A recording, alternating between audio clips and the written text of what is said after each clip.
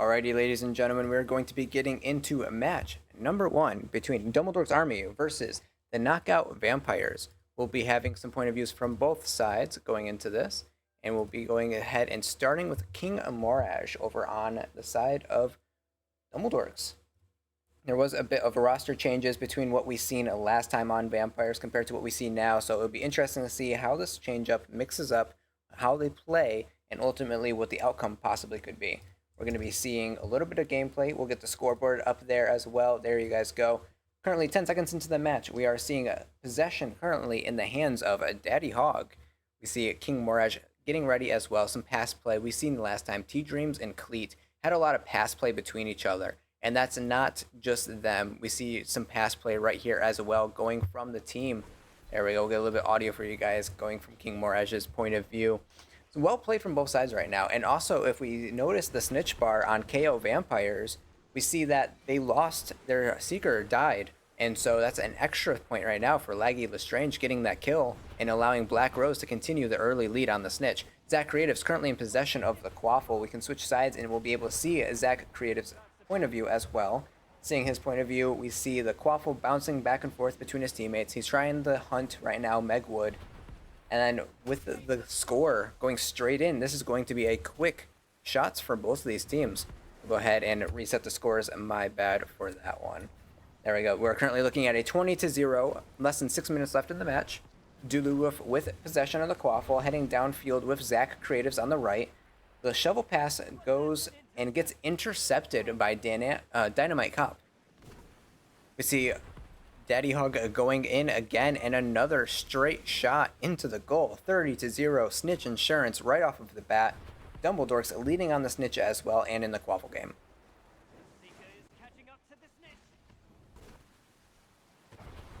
Again, another possession change right there as King Moraj is able to steal it and pass it between his team. Daddy Hog going in for it, but the pass play gets right past C Knight and 40-0. 5 minutes on the clock. We've had 2 minutes in this game so far and already 40 Quaffle scores.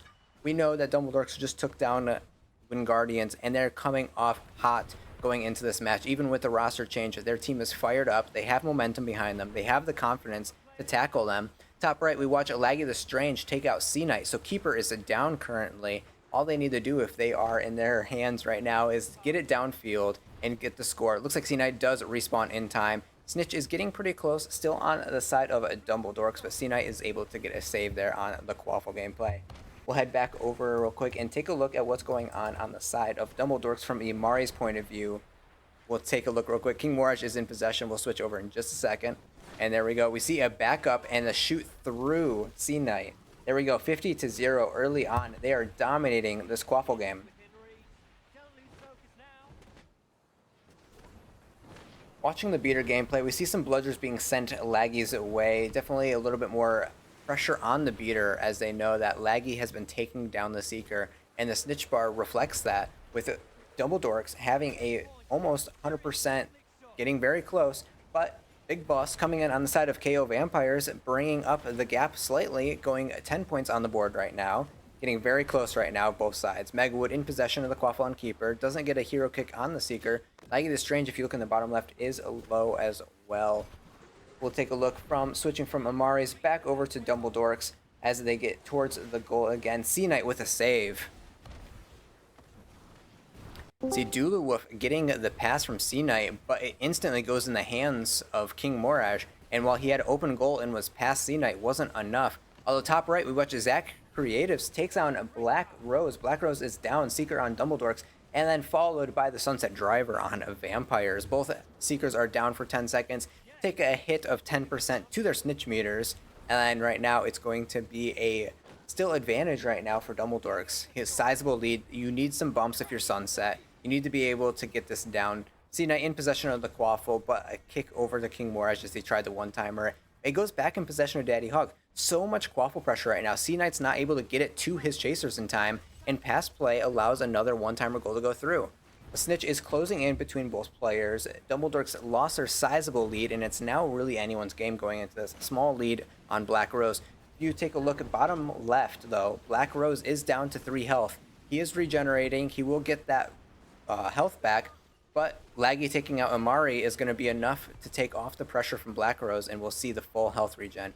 C-Knight having a Quaffle possession again, but the Seeker's getting close. We watch as a kick comes out and does hit Black Rose. This gives Sunset a small ahead advantage on the straightaway, but the bludger hit knocks him down just a little bit, but Black Rose falling. This is both a Seeker death on the side of Dumbledork's and hits going left and right on the side of KO. Sunset Driver's down at 2 HP and gets the catch, leading the game, getting it closer 60-40. This is a not out for anyone's game. Second snitch catch can bring another 30 points. Both teams are still in it to fight.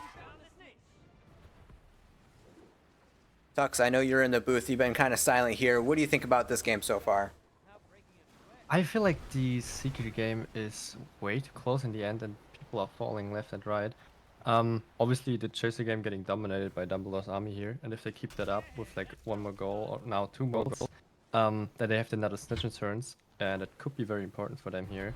Or they just do a pretty good job on keeping down Sunset Driver again, so that there's only one snitch in this game. Yeah, Either way, they have to do one of these. The chat is calling right now for a comeback possibility. We do see that with Big Boss getting another score on the Knockout Vampires. 10-point difference last minute into the match. We are definitely going to see Zach Creatives going and trying to make a closer gap, going 60-60. Doesn't quite get a flew a little too close to the hoops there, but the Quaffle is going to not decide just this game because the Snitch is also very close. And it's in the last 45 seconds. While the Snitch meter does look like it still has got a way to go, second Snitch escalates in the last 120 seconds. The last 2 minutes of the map, it starts getting exponentially faster. So as we watch Black Rose and Susset get closer to that, anyone's catch here is going to be the deciding factor with less than 30 seconds on the match. Whoever catches this is going to win it. We see a punch go out there. King Warish knows the stakes right now.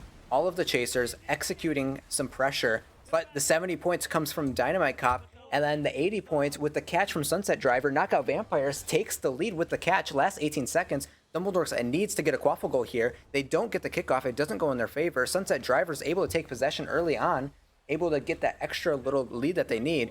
8 seconds left on the match. They don't have enough time to get it downfield. We're watching King Moraj 4, 3, 2, and 1. This is going to be a game number 1 going in the favor of Knockout Vampires with a comeback after snitch after snitch. Well played from both sides. Shocky, how do you feel about this match? Honestly, I think the Vampires had a very clear strategy of wanting to secure those snitches. Obviously, the Dumbledorks came out with an absolutely insane Quaffle game. Scoring 70 points is absolutely incredible. If they had caught both those snitches, the game would have been over probably about a minute or two prior. So I think if you're Dumbledorks, you're going to have to switch up and put a little bit more pressure on Sunset, or put a little bit, or take some pressure away from Black Rose, so that way they can guarantee those catches. Because both times, Black Rose was incredibly close to catching, but then fell just at the very end, or was smacked by a beater bat and knocked down 5%, allowing Sunset to come back and catch those snitches. We'll be able to get you guys some statistics here, I believe, as best as possible, making sure that everything looks all right. Although I feel like the Dumbledore's army did like a strategically like wise mistake at the end. They were 60-50 and they went for another goal, which it doesn't help in that situation. I would just go full for Seeker. Because of the goal, they only get like 20 points up, but they needed 30 points up, and at the end they weren't able to score another one. If they just went for the snitch and the other one scored on them, snitch is going overtime and they still have time to catch it. Just get the Seeker down, and then I think they would have won that here. Yeah, I was going to try and bring you guys some statistics, but I had another issue due to the fact that they had just played. Some of the stats got skewed from Laggy Lestrange, compounding over from all of the matches. Definitely some trial and error, and I know what needs to be fixed on for future statistics to be updated properly this time around. We'll take a look as well. Just taking a look. Yeah, everything is kind of skewed. It shows that Laggy had like 213 summons, which we know is not right. As much as Laggy is a very good beater, Laggy was not quite popping off that much. Taking a look as well, Sunset Driver, we do have some statistics on, but we'll make sure that game number 2 has a clean slate for all of these players. All right, so looking at the close match, we watched Dumbledorks take game number 1 but lose game number 2 and then win it in the third series against Wingardians. What do you think needs to change now? Because obviously they're used to adapting and they can adapt. What do you guys feel like needs to be the deciding factor to allow them to take game number 2? So I'll let you answer first. For Dumbledore, it's definitely the snitch. On the first snitch, we saw that both seekers died very, very often. I think the snitch was caught under 3 minutes, and that's just an issue here. Just keep up the pressure on maybe Imari, just to take off some pressure of your own seeker, so that they can survive more. I feel like their chasers have to just work more. Like they were very, very good on the chaser game. Don't get me wrong, but the rotation wasn't there. So yes, score, but after that, immediately go for Imari to take off all of the pressure of your seeker so he can survive and catch it before 3 minutes. And I know Shockey is a lover of roster changes, especially when strategically made to combat stuff. We are going to be seeing Cleat and T-Dreams join back into the roster, the same roster that took down Wingardians earlier today. How do you feel, Shockey, about seeing that? You know, I had a feeling that they were going to make a switch up like this in the instance of a game 1 loss. Obviously, coming back, I think they have a lot more. They were just warmed up. They played against Wingardians. They played very well, and I think they were able to apply pressure where they maybe have missed that pressure in the last game against the Knockout Vampires. So I think this should be a better showing for Dumbledorks, especially coming after that win against the Wingardians. Very well said. And then Tux, taking a look at the Quaffle gameplay, Dumbledorks was very dominant in there, and you mentioned that they need to kind of work on the Seeker gameplay. Obviously, with them switching in T-Dreams and Cleat, that's not going to change their Quaffle pressure because it's going to be the same Seeker and Beater combo. But what do you think they need to do as far as making sure that they don't sacrifice too much from the Quaffle gameplay and apply the right amount of pressure to the Seeker? They were scoring pretty much, and after each score, you have 10 seconds at least time to do everything that you want because the quaffle isn't there. Maybe even 12 or 13 seconds, depending on how fast the ball is getting kicked out. But use that time, of course. And also, if you play with one mid chaser, because mostly I saw on Dumbledore's army they do like a one-timer setup left or right, and they only need people for that. Just put one active maybe on the beater as soon as you push forward with the 2 other chasers. By that, you have a kind of good rotation because after the 2 chasers in the front score, they have time to tackle, and the mid chaser before have time while they score. And by that, you have pressure all the time on the beater. And I think if they manage to do that, then they should take this home. Very well said. Well, we're going to be getting into game number 2, ladies and gentlemen, of this best of 3 series. We're going to be going back to T-Dream's point of view. You guys get to see his face cam atop left as well. He's going to be starting us off on kickoff as a chaser here. And then we'll get the scoreboard displayed in just a moment as well. Taking a look here. We'll get this in 3, 2, and 1. Game is starting. Kickoff goes in favor right now, right off of the bat, into the hands of Zach Creatives. Definitely doing well on his point of view. And from right there, we seen T-Dreams trying to go for a tackle, but he was in a zoom out cam. I feel like a little bit of depth perception you lose when you're in that cam. Everything's a little bit further than you think it is, and it causes people to kind of miss tackles that they would have normally maybe gotten. But with pass play, Dynamite Cop playing defensive, we see that pass from T-Dreams going straight to Cleat, and just like we seen in the Wingardians game, they are continuously getting their mix-ups to score and get the Quaffle through the goal. 10-0 right now, first minute. I like to see that they're doing exactly what I wanted them to do. Imari's won it already, and now she's dead, and it's just no pressure on the enemy seeker then, and this is perfect. Yeah, making sure that the pressure is gone from Black Rose definitely helps him kind of have a little bit more freedom that he only needs to focus on the other seeker for the most part. A little bit of one-on-one there from both sides. We're going to go ahead and turn up the volume, get you guys a little bit of the game audio there. And watching T-Dreams just able to consistently hold on to the Quaffle. Between him and Cleat, they've been able to keep it upfield and score time after time. Another pass play between both sides. They're making sure that between the two of them, they're scoring all of these scores. Dynamite Cop's playing his position right. He's playing the chaser that he needs to be on defensive and allowing T-Dreams and Cleat to get the scores that they need to. Well played from both sides as we go 20-0 in the last 5 minutes 30 seconds. But yeah, used to have a pretty good dynamic. We saw a lot of that on the Wing Guardians game already, and I think almost every one time what they're doing here is just to score, so just keep doing that if it works. Yeah, we see a little bit of a kind of tagging. Zach Creatives was watching Cleat, knowing that the pass play between those two is strong. He knew that they needed to do something and get rid of one of the options for them, and by kind of being there, he was able to stop Cleat from having the pass. Took possession, but ultimately couldn't get it past the keeper, and it goes back into the hands of T-Dreams. T-Dreams went for a one-on-one, was able to do a half corkscrew and made his way into the goal, sitting pretty at 30 points. That's the snitch insurance that they need. Black Rose is slightly farther behind than Sunset Driver on the snitch, but that's not going to stop them.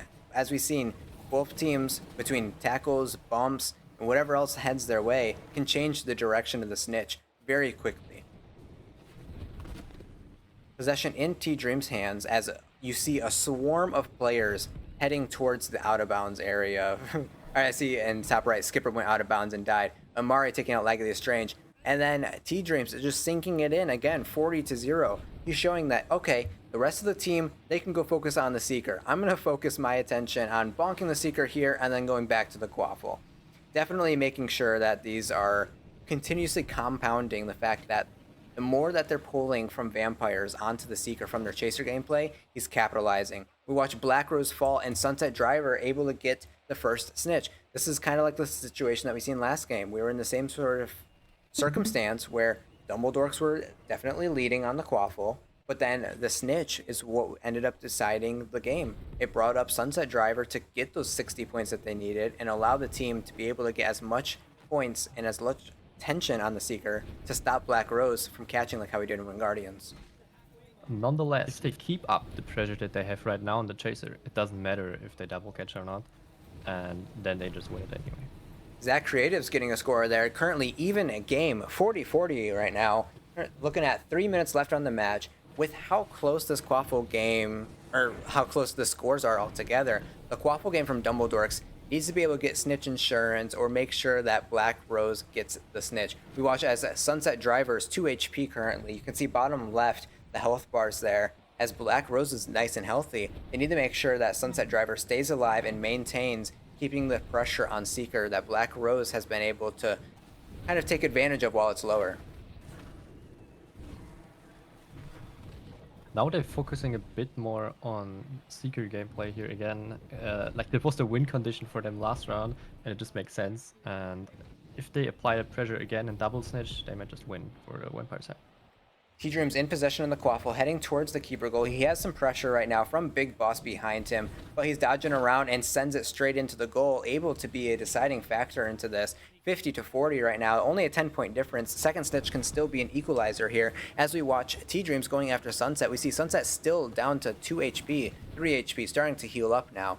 That low amount shows how much pressure has been on Sunset, while Black Rose is still sitting pretty good in the green.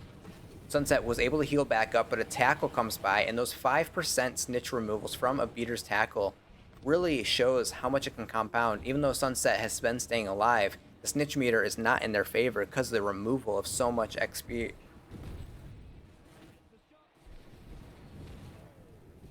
There we go. Looking at this brick wall right now, C-Knight is making sure that he's holding down the fort while the Seekers are getting closer and closer. We hear a bludger hit in the background and watch the snitch meter drop down. Sunset right now is in danger. The red health is there. We're watching both Seekers in the red. This is the deciding factor right now. If they were to die, it's going to allow the other Seeker to get a lead and even things up. C-Knight and Cleat heading back up the field, but I don't see actually Cleat going into the goal. I think Cleat's attention is on the Seeker, so you have two chasers, and T-Dreams is all alone. But T-Dreams isn't the only one alone. With the Quaffle in possession of C-Knight, it was able to go to no chasers. There was no chasers to pass to on his side of the field. All of them are putting all of their pressure like a hive of bees on the Seeker gameplay. But Zach Creatives was able to set up it very nicely on his position. 50-50. Last 45 seconds going to this match. Favor of the snitch going in Dumbledorks as a Sunset Driver falls to Skipper's kick. That's a dangerous situation that you put yourself into, scoring with how close the snitch is and going into enemy territory. This is currently going into Black Rose's favor. 20 seconds is definitely enough to be able to catch us before overtime, but it's a close race from anyone, and Black Rose could fall just like how Sunset did.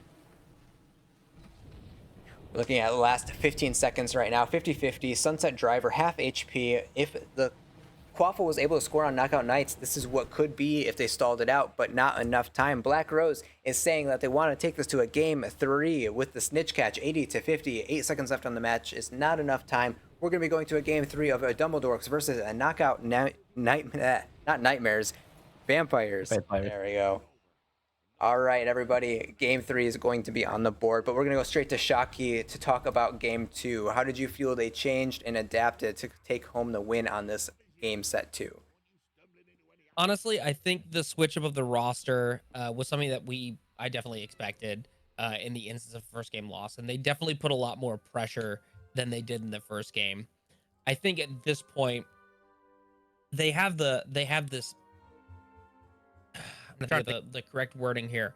They have a momentum for this particular lineup, and I think the Vampires are going to have a hard time coming back if they do not adjust their strategy to try to take away some of that pressure that's being applied by those 3 chasers on Sunset. Well said, Ellen. Tux, your thoughts on the game? I felt like the pressure on the Beater and the Seeker, like in combination on the Vampires here, were better than with the other chasers. They just had a better rotation. In the first half, it felt more like they felt more confident on the DA. With the scoring, they went 40-0, had more than Snitch Insurance. After that, it kind of fell down. They still scored, but not as much. They got scored on too.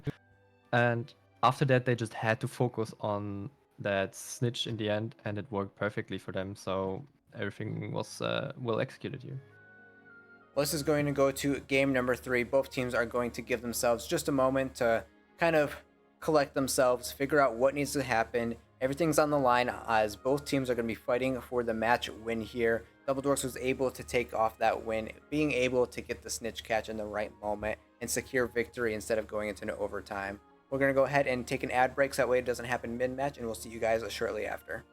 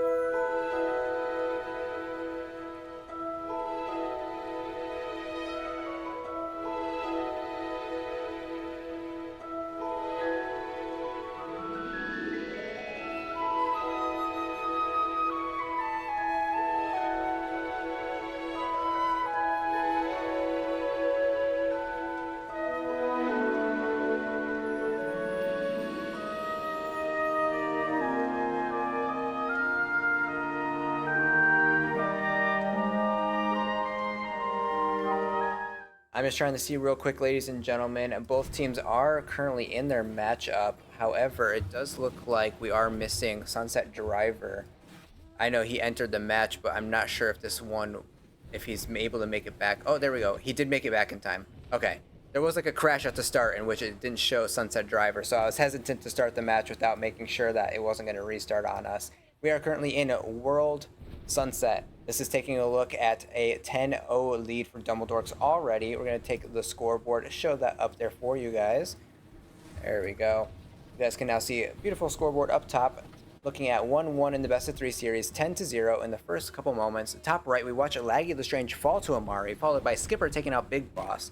Taking out both a beater and a chaser per side. Definitely trying to keep a little bit of pressure off of their players. We are noticing that they've stuck with the Cleat T-Dreams instead of going with the previous loadout that they had during match 1, and we'll see if this continues to dominate the Quaffle game as much as they have been. Both players going into it. We see Cleat on the left, T-Dreams kind of setting up as well, but Cleat doesn't need his help. He sends it straight through and gets that 20-0 right now. You see T-Dreams up top left, kind of excited, kind of rooting on his team. There we go. We see a kick go out, a nice hero kick. It doesn't quite damage the Seeker, I don't think. But if you look bottom left, Laggy Lestrange is damaged. Black Rose is half, but healing. And then a lot of the Chasers got in that blast as well. Seekers are definitely fighting for their lives currently.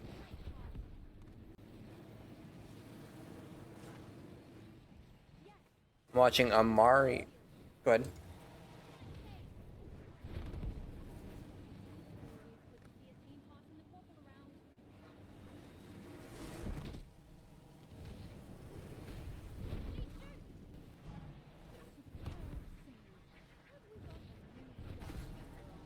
Yeah, a lot of that pass play between Cleat and T-Dreams, it's been working well, but if you've already played 2 matches against them, especially if you're the keeper, but then also you can outline that to your chasers, the fact that this is happening every single time. You see both these players coming in for you, and you know that whoever has it has been going for a lot of passes.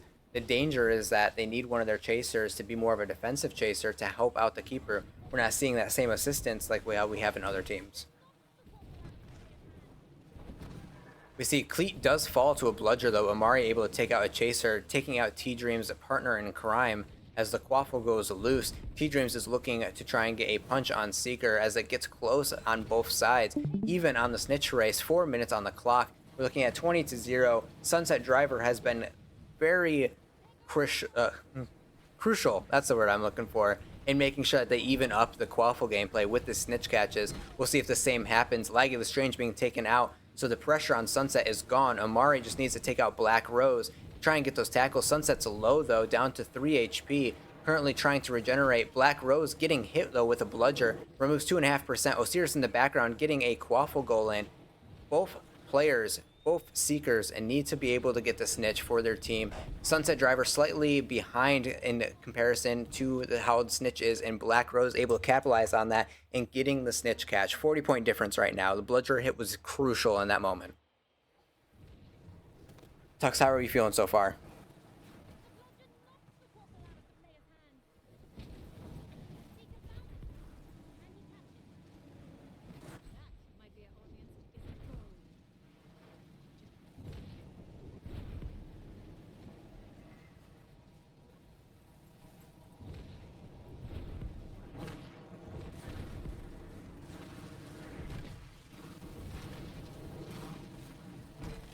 Yeah, and with another score in the background, 60-10, this is a 50-point deficit. They need to be able to score not just the snitch now. They need the aspect. Oh, we see right there a nice defend and block.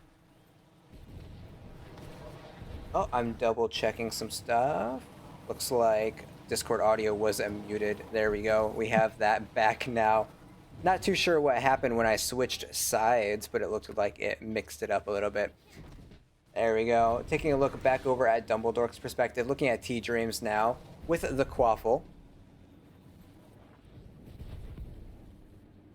If they just score a couple more goals here, they have more than Stitcher and can just already stall if you want like that, and then they just take it home. There we go. Another one sinks through by T-Dreams, putting it in. 60-point difference. That's 2 snitches worth of points. And this is starting to build a snowball effect 2 minutes into the match, where if you're the Vampires, you need to step up the Quaffle and the Seeker gameplay, and it's hard to do both at once with this team that you're up against. If you take away from one aspect, you're going to be lacking on the others. It looks like they cannot really 1v1 cook right now here on Skipper, so they might have to get some setups in, which is taking even more pressure off the Seeker. And that just might as well cost them 30 points again. We watch right now as both the T-Dreams and Cleat, just the pass play is letting them get it downfield. Top right, we watch Laggy the Strange taking out Sunset Driver, so Seeker falls on the side of Knockout Vampires. Getting really close to both sides. T-Dreams with possession of the Quaffle, still not out of the race.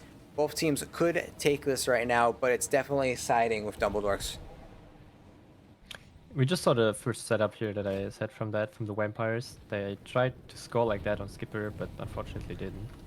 I do want to point out that there is a little bit more defensive play from the Chasers. We see the setup there on the one-timer, but get punched by Osiris and stops that one-timer play. That's what you want to see, and that's what was able to score so many times on C-Knight. But I feel like for Osiris now, being able to step up and do that defensive Chaser play is a little bit too late for how late it is in the match. Definitely, yes, and at this point it's not winnable anymore for the Vampires. There's no way that you score 3 with 10 seconds respawn time. Let's take a look at the clock as it's in the last 30 seconds. 80 to 10. We'll see who gets a snitch bar. Make the point differential slightly less, hopefully, or if you're on the side of Dumbledork's, you want to increase that point differential. 13 seconds left. We've seen a huge bump as the snitch bar jumps in favor of Dumbledork's, but it's 5 seconds left. 4, 3, 2, 1. No second catch goes there. 80 to 10 is going to be your final score as the Dumbledorks take game number 3 and win the match series. Back-to-back I feel wins. like someone is happy up there. Yes, we definitely see T-Dreams with the exciting dancing. He's happy that they take the win. Shockey on the analyst desk with the switch up from game 1 going into game 2 and then winning of both 2 and 3. How are you feeling about these set altogether? Honestly, I feel like this set was very well played. Dumbledork's army just showed that they can come back from a loss. Obviously, the roster change, I think, was something that they needed to do with both T-Dreams and Cleat being on fire in the previous game, that it's really hard for any team to think like, well, maybe we'll switch him out. But I think they were giving the other players a chance to do a little bit of a showcase. But after the first loss, they came back and they said, okay, we need to secure this. We just beat the Wing Guardians. We can't necessarily lose to a different team on the same day. We can't go 1-1 for series. So I think coming out today, especially having 2 games or 2 series in one day, it could be a little daunting for a lot of different teams. But I think they pulled it off very well. I think the roster change was very important and very well played. And then from Vampires, they took a game off of Dumbledork's as well. They're not to take out of this race by any means. They did very well. We've seen both teams play to the best of their ability, and Dumbledork's having the momentum of coming after that Win Guardians win, having that roster that knew that they just took down Vampires, or not Vampires, took down Win Guardians, switching so that way they are able to get some more players in game 1, but after that loss, they made the right decision, switching to the roster that just took them down. It was able to come after win and back to back. If you're in the eyes of a Vampires, Tux, what do you think needs to change going forward to your matches in the future? That's first of all, that what we pointed out in game already. The defense of the Vampire scene specifically. The tackles of the one-timers that came too late. We saw that on like a 70-10 at the end. If they would have done that earlier, I think the game could have looked completely different here. And if you just notice, like they have to just notice patterns faster here.